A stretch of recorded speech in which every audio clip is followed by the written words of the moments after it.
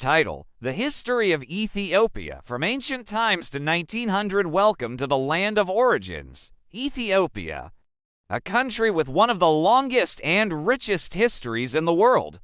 Home to ancient civilizations, heroic resistance, and deep spiritual tradition. In this 10-minute journey, we'll trace the roots of Ethiopia from the dawn of mankind to the glory of Aksum, the rise of kings, and the unforgettable victory at the Battle of Adwa. Ethiopia is where humanity began.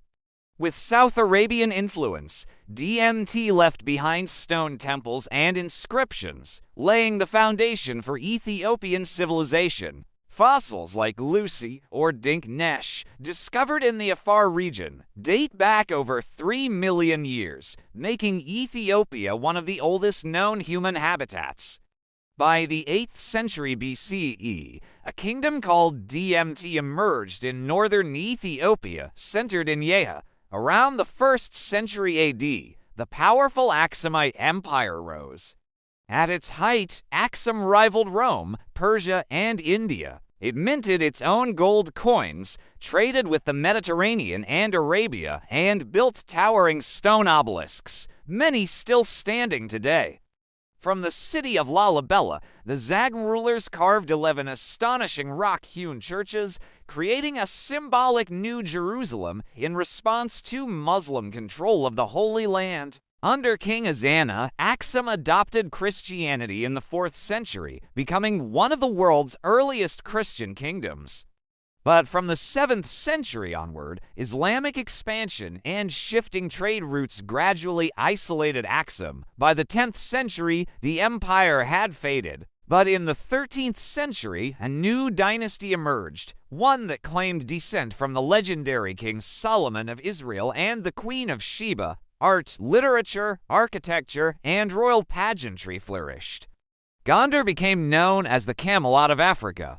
For centuries, emperors claimed a sacred bloodline and ruled over a Christian empire often at war with Muslim neighbors. Out of Aksum's decline rose the Zag dynasty.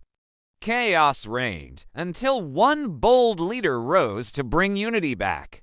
The Zag ruled for over 300 years, promoting Christianity and national identity. In 1270, Yekuno Amlak founded the Solomonic dynasty.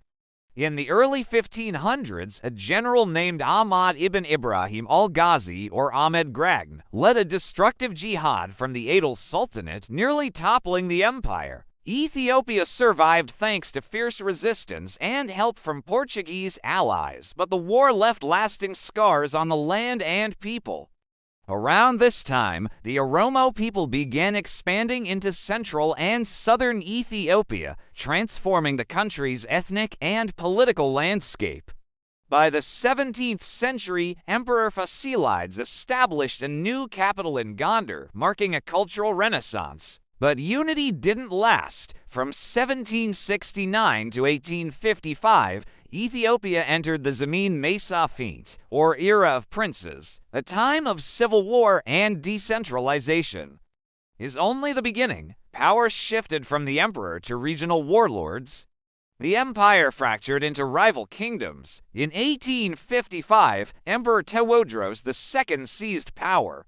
A brilliant reformer and military man, he dreamed of modernizing Ethiopia and ending division. But conflicts with Britain led to his defeat and death at Magdala in 1868. His successor, Emperor Johannes IV, fought invasions from Egypt and Sudan but was killed in 1889. Then came Emperor Menelik II, a skilled leader who expanded Ethiopia's territory and built modern infrastructure. In 1896, when Italy tried to colonize Ethiopia, Menelik led Ethiopian forces to victory at the Battle of Adwa, a historic event that shocked Europe and inspired anti-colonial movements across Africa.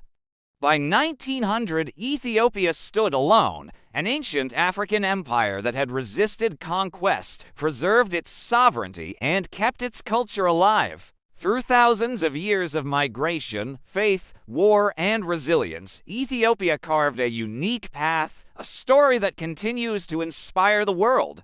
And this, music builds, fade to black on screen text. Subscribe for part 2, Ethiopia in the 20th century and beyond.